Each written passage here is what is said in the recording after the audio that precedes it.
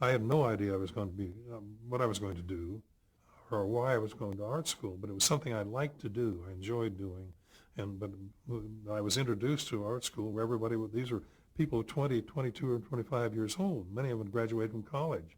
So here I was, and I was about half their height.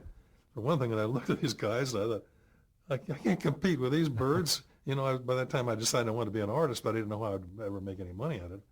And so at the end of the first week, I went home, and I was so dissolute. I couldn't go. Well, I was a failure at 15, and at least I felt I was. I was the kind that slid in the middle of failure.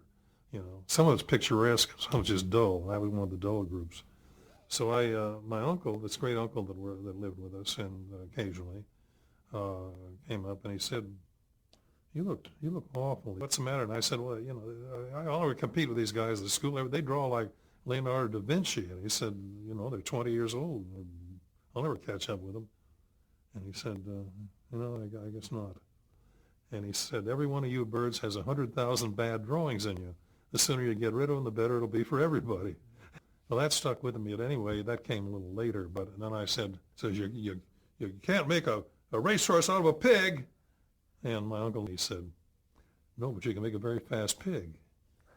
And I realized that was really what it was all about.